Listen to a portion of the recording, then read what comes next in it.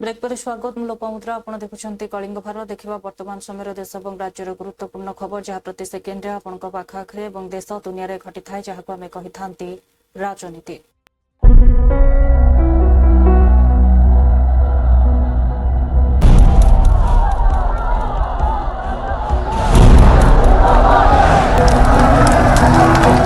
राजनीति जेउठी गोटे ही सत्य जितिबा जेकोसी मूल्य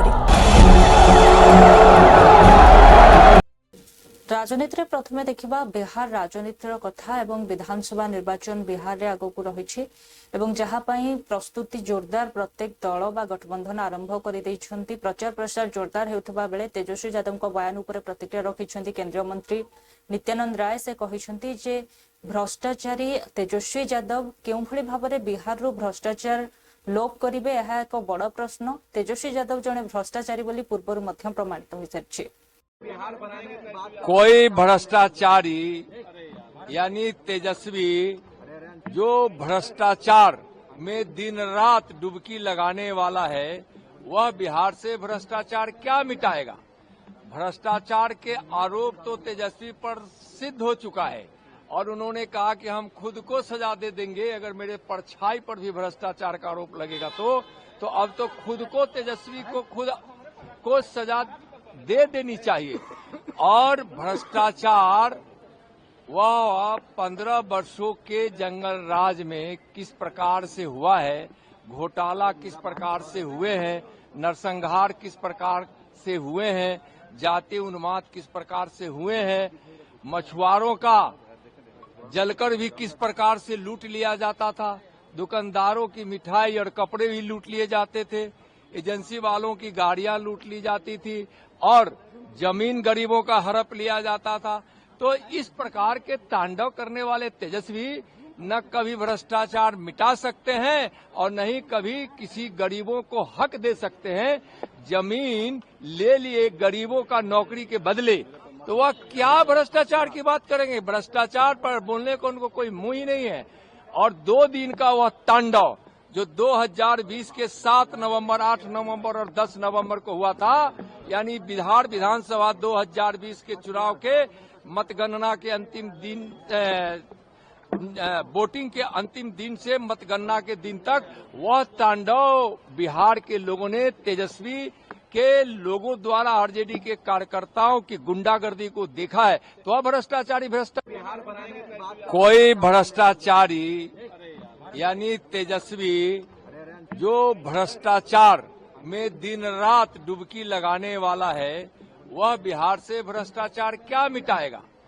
भ्रष्टाचार के आरोप तो तेजस्वी पर सिद्ध हो चुका है और उन्होंने कहा कि हम खुद को सजा दे देंगे अगर मेरे परछाई पर भी भ्रष्टाचार का आरोप लगेगा तो अब तो खुद को तेजस्वी को खुद को सजा दे देनी चाहिए। और भ्रष्टाचार वह 15 वर्षों के जंगल राज में किस प्रकार से हुआ है, घोटाला किस प्रकार से हुए हैं, नरसंहार किस प्रकार से हुए हैं, जातीय उन्माद किस प्रकार से हुए हैं, मछुआरों का जलकर भी किस प्रकार से लूट लिया जाता था, दुकानदारों की मिठाई और कपड़े भी लूट लिए जाते थे, एजेंसी वालों की गाड़ियां लूट ली जाती थी और जमीन गरीबों का हड़प लिया जाता था। तो इस प्रकार के तांडव करने वाले तेजस्वी न कभी भ्रष्टाचार मिटा सकते हैं और न ही कभी किसी गरीबों को हक दे सकते हैं। जमीन ले लिए गरीबों का नौकरी के बदले तो वह क्या भ्रष्टाचार की बात करेंगे। भ्रष्टाचार पर बोलने को उनको कोई मुंह ही नहीं है। और 2 दिन का वह तांडव जो 2020 के 7 नवंबर, 8 नवंबर और 10 नवंबर को हुआ था, यानी बिहार विधानसभा 2020 के चुनाव के मतगणना के अंतिम दिन, वोटिंग के अंतिम दिन से मतगणना के दिन तक वह तांडव बिहार के लोगों ने तेजस्वी के लोगों द्वारा आरजेडी के कार्यकर्ताओं की गुंडागर्दी को देखा है। तो वह भ्रष्टाचारी कोई भ्रष्टाचारी यानी तेजस्वी जो भ्रष्टाचार में दिन रात डुबकी लगाने वाला है वह बिहार से भ्रष्टाचार आरजेडी नेता महागठबंधन मुख्यमंत्री चेहरा तेजस्वी यादव कहते जे बिहार जनता एवं परिवर्तन चाहूंट से एक परिवर्तन मुड्रे अंपटे प्रधानमंत्री नरेंद्र मोदी गस्त को नहीं से कहते जे प्रधानमंत्री मोदी विभिन्न समय गस्त करुँच जो अभिभाषण रखुंट जहाँ अत्यंत नकारात्मक गोटे वाक्य सकारात्मक नहीं एसत से कहते जे दीर्घ 11 वर्ष धरी प्रधानमंत्री पद में रहा बिहार को से कौन देते परिवर्तन के मूड में है, बदलाव के मूड में है। बिहार की जनता इस भ्रष्ट सरकार से, जहां अफसरशाही चरम पर है, जहां घूसखोरी चरम पर है, अपराध चरम पर है, गरीब बिहार को जिन लोगों ने बना करके रखा है, जिन लोगों ने महंगाई जो है आसमान तक पहुंचा दिया है, जिन्होंने एक कारखाना सुई का भी नहीं लगाया है, उनको बिहार की जनता इस बार धूल चटाने का काम करेगी। पूरा माहौल है इस बार महागठबंधन के पक्ष में। लोग जो है इस बार परिवर्तन करेंगे, महागठबंधन की सरकार बनाएंगे। कल मोदी जी ने सर भाई कल मोदी जी आए, प्रधानमंत्री जी आए, उनकी हर एक वाक्य, हर एक शब्द अगर आप सुनेंगे मोदी जी की तो नकारात्मक है और बिहार को बदनाम करने वाली बातें कही है। कोई भी बात जो है सकारात्मक फलदाय जो है, उन्होंने कुछ पॉजिटिव बातें नहीं की, केवल नकारात्मक बात की। अगर आप लोग एक एक वाक्य, एक एक शब्द उनके भाषण का अगर आप सुने, केवल नकारात्मक बातें की। प्रधानमंत्री जी से हम कहना चाहते हैं कि प्रधानमंत्री जी 11 साल का प्रधानमंत्री है। बिहार को आपने दिया क्या है? कुछ नहीं दिया। गुजरात के तुलना में लगाएंगे फैक्ट्री गुजरात में और विक्ट्री चाहिए बिहार में, ये नहीं होने वाला है। SEZ गुजरात में, IT हब गुजरात में, सेमीकंडक्टर फैक्ट्री महाराष्ट्र से उठा करके गुजरात में, बुलेट ट्रेन गुजरात में। इन्वेस्टर मीट कराते हैं तो बिहार कितना बार इन्वेस्टर मीट प्रधानमंत्री जी कराए हैं, कितना बार बिहार इन्वेस्टर मीट में आए हैं, लेकिन जाते हैं गुजरात में। हर चीज जो है गुजरात में वो देते हैं। इंटरनेशनल स्टेडियम बनाते हैं, अपने नाम पे बनवाते हैं, खेल कूद करवाते हैं तो गुजरात में करवाते हैं, लेकिन बिहार को उन्होंने केवल ठगा है और बिहार की जनता उनसे हिसाब मांग रही है। आप देखिएगा बिहार जो है हर मामले में गुजरात से बड़ा है। हर 10वां व्यक्ति जो है देश का वो बिहारी है, लेकिन उन्होंने बिहार के लिए क्या किया? केवल जो है बिहार को ठगने का काम किया प्रधानमंत्री जी ने। जितना उन्होंने गुजरात को दिया उसका 1% भी नरेंद्र मोदी जी ने बिहार को जो है नहीं दिया। तो बिहार की जनता बेवकूफ नहीं है, बिहार की जनता सब समझ चुकी है और हर चीज का हिसाब बिहार की जनता मांग रही है और प्रधानमंत्री जी के पास कोई जवाब नहीं है। और आप देखिएगा बीजेपी के लोग 2-3 दिन से इतने डरे हुए हैं और अब अति पिछड़ों से नफरत करने लगी है बीजेपी। जब से हम लोगों ने उप मुख्यमंत्री अति पिछड़ा समाज के व्यक्ति की घोषणा की है, तब से एनडीए के लोग ट्रोल कर रहे हैं कि अति पिछड़ा को क्यों बना रहा है, क्यों बना रहा है। यानी भाजपा के लोग अति पिछड़ा। बिहार राज्य बीजेपी अध्यक्ष दिलीप जायसवाल कहते जे आसंता 30 तारिख में प्रधानमंत्री मोदी पुणी बिहार गस्तर कार्यक्रम रही। मोतीपुर और मुजफ्फरपुर में कार्यक्रम रही बेले दुईटी स्थान में कार्यक्रम सरिबा परे अन्य स्थान में कार्यक्रम रही। तेज नवेम्बर मासरे प्रधानमंत्री मोदी गस्त कार्यक्रम रही से सूचना देते।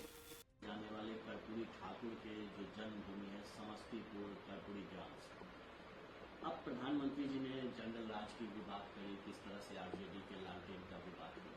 और प्रधानमंत्री जी अगली बार बिहार कब आ रहे हैं? देखिए, प्रधानमंत्री जी 30 अक्टूबर को ठीक छठ के बाद फिर से बिहार आ रहे हैं और उनका कार्यक्रम मोतीपुर मुजफ्फरपुर में सबसे पहले 10 बजे दिन में है और मुजफ्फरपुर के बाद फिर 1 बजे छपरा में कार्यक्रम है और 2 जगह कार्यक्रम के बाद फिर उनका कार्यक्रम जो है लगातार नवंबर माह में लगेगा। तो अभी मुजफ्फरपुर और छपरा, 2 जगह 30 अक्टूबर को प्रधानमंत्री जी बिहार आ रहे हैं। और इन सब के बीच कल नीतीश कुमार ने भी पब्लिक मीटिंग में कहा कि हम 1 करोड़ रोजगार देंगे अगले 5 सालों में। लगातार बीजेपी भी यही बात करती रही है, नीतीश कुमार भी कह रहे हैं, लेकिन दूसरी तरफ तेजस्वी यादव कह रहे हैं कि जो सरकार ने 20 साल में नहीं किया वो हम अगले 20 महीने में करेंगे हमारी सरकार पर। देखिए, ऐसा है, मरता क्या नहीं करता, विपक्ष मुद्दा विहीन हो गया है। राष्ट्रीय जनता दल, कांग्रेस, आपको ऐसा लग रहा होगा कि एकदम मुद्दा विहीन है, और अब जो है विपक्ष के पास सिर्फ अफवाह फैलाना, झूठा वादा करना और किसी तरीके से जो है बिहार के मतदाता और जनता को गलत वादा करके सरकार में आने का सपना देख रहे हैं।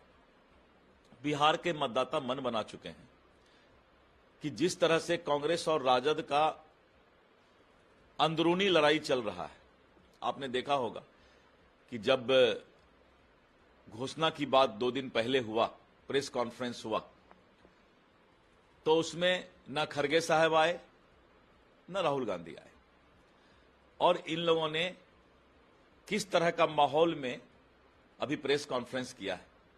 बिहार की मतदाता देख रही है कि जो सीट बंटवारा नहीं कर सकता है, जिसका इतना आपसी मतभेद है महागठबंधन का।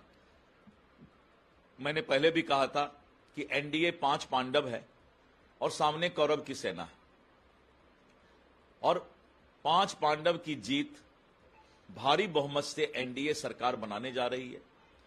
और हमने ये भी स्पष्ट किया कि नीतीश कुमार जी के नेतृत्व में ये चुनाव लड़ रहे हैं, और नीतीश कुमार जी का नेतृत्व ही हमारा जो है कल भी था, आज भी है, कल भी रहेगा। कल गृह को एड्रेस किया और उन्होंने ये कहा कि जाने वाले कर्पूरी ठाकुर के जो जन्मभूमि है पूर्णियार निर्दलीय सांसद पप्पू यादव कहते जे जितेबाला राजीव गांधी प्रधानमंत्री समय रही और सही शासन काल समय प्रधानमंत्री मोदी कुआड़ू आसी कंप्यूटर क्रांति राजीव गांधी आनी एवं प्रधानमंत्री मोदी जो रिल्स कथा कहते रिल्स जो पिलाने कर पैसा अमेरिकार आसूची सरकार ना कौन राजनैतिक दलर कौन भूमिका ना एवं जो कंप्यूटर क्रांति हो कि जो विकास होईछि यह केवल इंदिरा गांधी राजीव गांधी देश को एक प्रकार दान। राजीव गांधी जी ने प्रधानमंत्री के समय नरेंद्र मोदी कहाँ थे? उन्होंने अमेरिका से लड़के कंप्यूटर और सॉफ्टवेयर को दुनिया का सबसे मजबूत सॉफ्टवेयर लाया। राजीव गांधी विद्युत परियोजना, राजीव गांव कौन ले गए? दूसरी तरफ वो कह रहे हैं कि रील्स तो हमारे बच्चे बना रहे हैं पूरी दुनिया में, इसमें बीजेपी और सरकार की तो कोई भूमिका नहीं है, और रील्स का पैसा अमेरिका से आ रहा है, इसमें भारत की कोई भूमिका नहीं है। तो ये कितना झूठ बोलेंगे, जुमलेबाजी करेंगे, ये तो मुझे समझ में नहीं आता। सारी देन कांग्रेस, राजीव गांधी, मनमोहन सिंह, इंदिरा गांधी। तो जब इस देश में कंप्यूटर से सॉफ्टवेयर से लेकर बिजली तक राजीव जी की देन है, तो मेरे अंगने में तुम्हारा क्या काम है? ये कांग्रेस को ही ना दुनिया देख रही है। अब चिराग जी को तो कुछ पता है ही नहीं।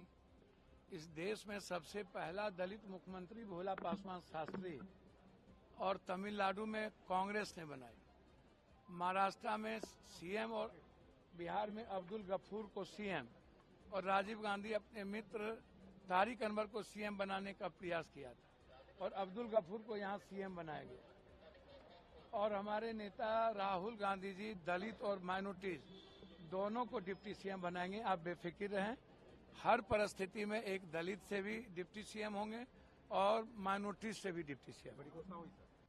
राजीव गांधी जी ने प्रधानमंत्री के समय नरेंद्र मोदी कहाँ थे? उन्होंने अमेरिका से लड़के कंप्यूटर और जम्मू कश्मीर राज्यसभा निर्वाचन फलाफल को नहीं प्रतिक्रिया रखिंट मुख्यमंत्री ओमर अब्दुल्ला से कहते जो भाव में 4टी आसन रु आमको 3टी मिला और गोटे आसन बीजेपी को चलीगला यह केवल किसी विश्वासघातक लोकों होती तेज से भितर से हिम्मत है आवश्यक जे से सम्मुखें आसी कहवा आवश्यक आम ही भाजपा को भोट देचु तेज एसत मत ए संतुष्टि मिली कांग्रेस और अन्य दल को से धन्यवाद जनाई जे से समर्थन करुवा Rajya Sabha elections, how much you are satisfied yesterday? 3-1. 3-1 से किसी को शिकायत होनी नहीं चाहिए। 4-0 की हमने मुकम्मल कोशिश की, लेकिन जैसे मैंने कहा अपने ट्विटर के पोस्ट पे कहा, आखिरी मरहले पे कुछ जगहों से हमें धोखा पड़ा। जिन लोगों ने धोखा दिया उनके नाम तो अब लगभग हर कोई जानता है, मैं यहां जरूरी समझता नहीं हूं उस चीज को दोहराना, लेकिन अफसोस की बात है। मैं उन तमाम लोगों का शुक्रिया करता हूं, खासकर कांग्रेस और बाकी साथियों का, जिन्होंने नेशनल कॉन्फ्रेंस के हक में वोट डाला, जिन्होंने आखिरी मरहले पे हमें धोखा दिया, उसके लिए अफसोस है। लेकिन अपनी जगह मुझे इस बात की तसल्ली है कि एक भी नेशनल कॉन्फ्रेंस का वोट दाएं बाएं नहीं गया। तमाम वोटर जो हैं उन्होंने अपने पोलिंग स्लिप जो हैं हमारे चीफ एजेंट को दिखाए और एक भी वोट नेशनल कॉन्फ्रेंस का जाया नहीं हुआ। सर, बीजेपी का कहना है कि कल 4 विधायक उनके साथ चले गए और वो तो उन्होंने 40 हो, कितना बड़ा कंसर्न? न, कोई कंसर्न नहीं है। कंसर्न इतना है कि ये लोग हमारे साथ रह के, हमारी मीटिंगों में शामिल होके, हमारा खाना खाने के बाद बीजेपी के साथ घुल मिल गए। अच्छा होता अगर इन लोगों की हिम्मत होती कि वो खुलेआम कहते कि हम बीजेपी की मदद करना चाहते हैं, जिस तरह हमारे हंदवाड़ा के एमएलए ने किया। वो बीजेपी के खिलाफ वोट डालना नहीं चाहता था, अब बड़े बड़े रील निकाल रहा है प्रोफेसर की तरह, लेकिन उनकी कोई मजबूरी थी, जिस मजबूरी के बुनियाद पे वो बीजेपी को जो है नुकसान नहीं पहुंचाना चाहता था, तो उसने खुल्लम खुल्ला इलेक्शन जो है उसको बॉयकॉट किया, वो एब्सटेन कर गए। लेकिन जिन लोगों ने चोरी छुपे बीजेपी की मदद की, उनको अब हिम्मत होनी चाहिए, खुलेआम आके कहें कि हाँ जी हमने या तो बीजेपी के हक में वोट डाला या बीजेपी को फायदा पहुंचाने के लिए हमने अपने वोट को जो है खराब किया। आप पीडीपी को थैंक्स करना चाहेंगे? जिन्होंने हमें वोट दिए, जिन्होंने नेशनल कॉन्फ्रेंस के उम्मीदवारों की कामयाबी के लिए मेहनत की, मैं उन सब का शुक्रिया करता हूँ। Rajya Sabha election, how much you are satisfied yesterday? 3-1. 3-1 से किसी को शिकायत होनी नहीं चाहिए। 4-0 की हमने मुकम्मल कोशिश की, लेकिन जैसे मैंने कहा अपने ट्विटर के पोस्ट पे कहा, आखिरी मरहले पे कुछ जगहों जम्मू कश्मीर राज्यसभा निर्वाचन फलाफल को नहीं मुख्यमंत्री ओमर अब्दुल्ला देथिबा प्रतिक्रिया उपरे निजर प्रतिक्रिया रखिछंती जेके कॉन्फ्रेंस नेता सजयद लोन से कहिछंती जदि जो भली भाव में ओमर अब्दुल्ला एक कथा दाबी करूछंती जे तांको पाखरे सही नाम अछि जे माने की क्रॉस वोटिंग करिछंती, तेणु यह असंवैधानिक बोली से कहिछंती। ये 2 टीमें और थर्ड एम्पायर, ये सबको पता है। चलें आगे। बीजेपी ने कलकत्ता 28 उमर अब्दुल्ला आपसे काफी ज्यादा नाराज नजर आए क्योंकि कल आपने वोट कास्ट नहीं किया, मगर एक चीज देखने को मिली कि उन्होंने कहा कि वोट कास्ट करना बीजेपी का साथ देना शहजाद लोन। यार आप ऐसा सुनाओ, आप लोगों को हंसाना चाहते हो या कोई चीज में सवाल पूछ रहे हो?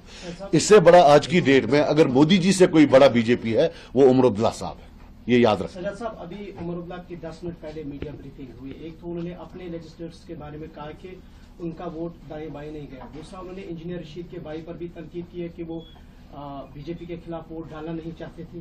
तो कुल मिला के उनका ये कहना है कि 4 ऐसे लोग हैं जिन्होंने खिलाफ वोट किया और उनका नाम भी उनके पास आया है। अपनी पार्टी के बारे में उन्होंने कहा कि कोई वोट दाएं बाएं। अगर उनके पास नाम आया है तो वो अनकॉन्स्टिट्यूशनल है। उनके पास कैसे नाम आया ये बताइए? उनके पास नाम कैसे आया? वो तो इलीगल है।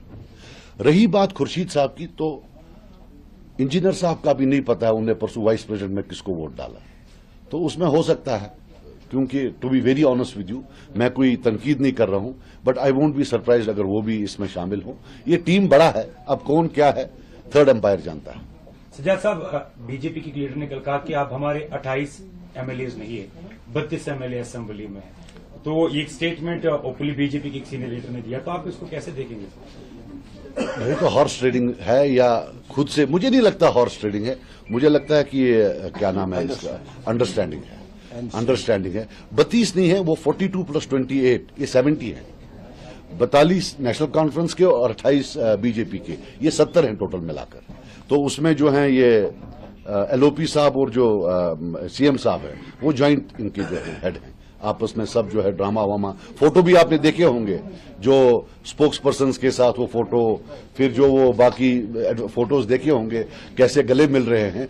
अगर आम कश्मीरी कहीं नजदीक लिखा वो तो तिमिस मरित तिमिस दिन हुक्म कुफर पान क्या शासा नली नाल है। अल्लाह ताला दीन माफी मर याद कोमस करिन बेदार जाने। ये 2 टीमें और थर्ड एम्पायर, ये सबको पता है। चलें आगे। बीजेपी ने कल कहा था। केंद्रीय उड्डयन मंत्री राममोहन नायडू केंजरापु कहते जे T2 रो जो टर्मिनाल रही यार पुनः उद्घाटन में मत आसवा सुजोग मिलू खुशी व्यक्त करते जे 6 मास धरी यार नवीकरण कार्य जारी रही यह संपूर्ण होपटे दिल्ली सबुठारु गुरुत्वपूर्ण एयरपोर्ट होती जहाँकि 8 कोटी अधिक लोकंकु सेवा जोगाउछि। T2 starting is new, refurbished, and it is expected to be another game changer for domestic travelers. How do you see this in the line of making a major changes in Prime Minister's vision? I'm very happy to be here at the re-inauguration of this T2 terminal, which has been under refurbishment for the last 6 months. And you see that Delhi is the biggest and most important airport in the country today, catering up to 80 million passengers and connecting 157 destinations both inside the country and outside the country also. So strategically and even otherwise, it is one of the most important airports. And we are continuously seeing how to upgrade the services here and how to upgrade the facilities and how to make it more future ready also. And in that sense, we have upgraded the T2 terminal here today. I would like to congratulate and appreciate the efforts put in by DIAL, GMR, AI, and all the important stakeholders for coming up with a brand new terminal which caters for all the needs of the passengers today. And our vision, especially the vision of our Honorable Prime Minister of Viksit Bharat 2047, aviation has been leading the way in the last 11 years, creating a strong gateway for the country and connecting it to the whole world. And the way we want to see is how do we create more hubs in the country? And for that, we envision that Delhi can be one of the biggest hubs, not only within the country, but also for the Asia and in the whole world itself. And for that, we need seamless transfers happening between domestic to international, international to domestic, and domestic to domestic also.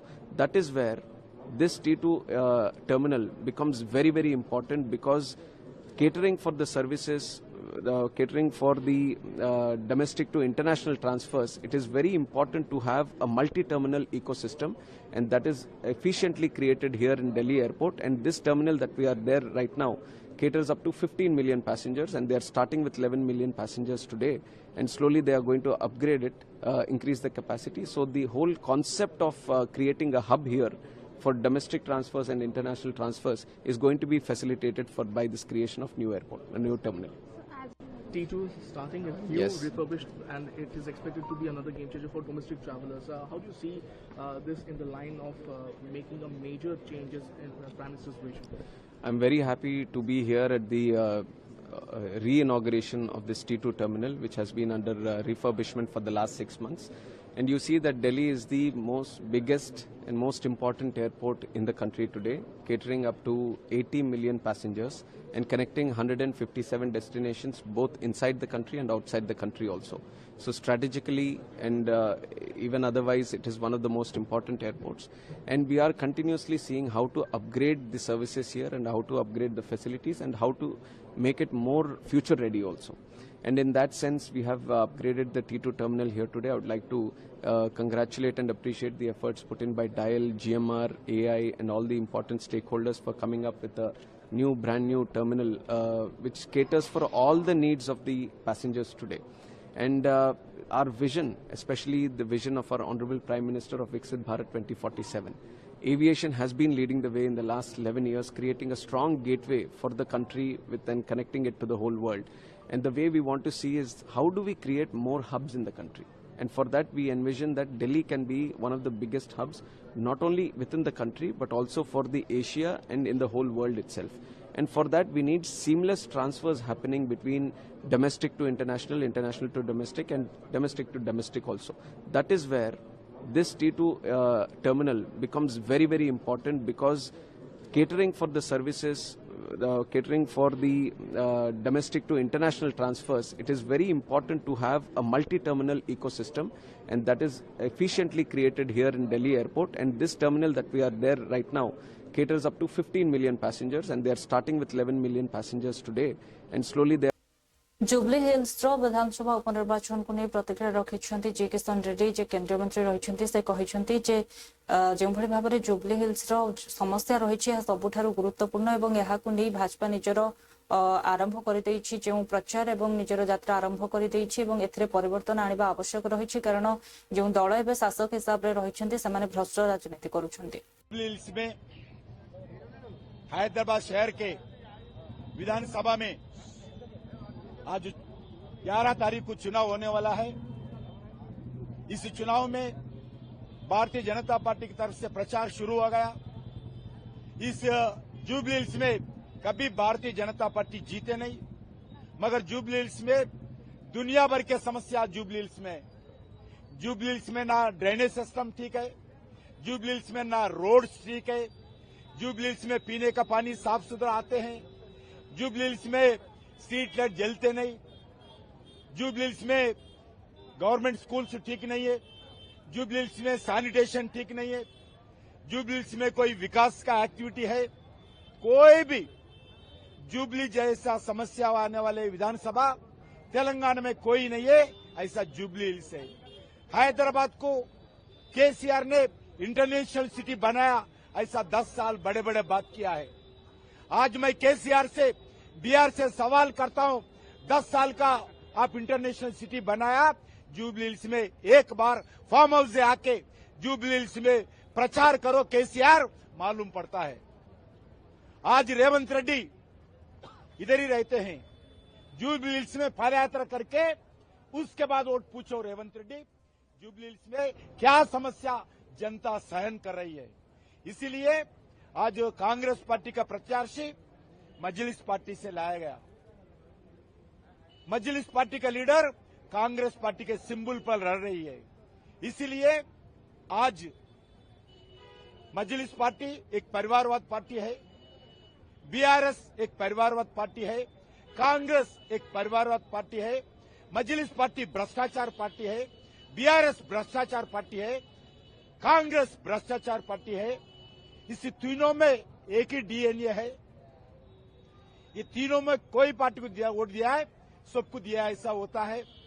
आज कांग्रेस से जीते हुए लोग BRS के समय पे BRS में join हो गए। आज बीआरएस में जीते हुए विधायक पूरे लोग आज कांग्रेस पार्टी में शामिल हो रहे। इसीलिए ये सब एक ही है।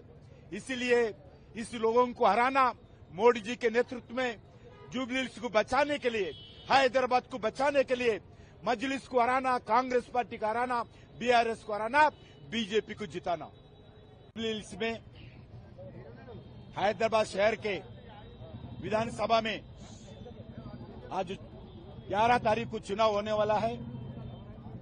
इस चुनाव में देखुले वर्तमान समय देश और राज्यर गुरुत्वपूर्ण खबर को नहीं राजनीति समय हो ब्रेक पर खबर प्रसारण जारी रहिबो। देखु थांतु कलिंग फरक।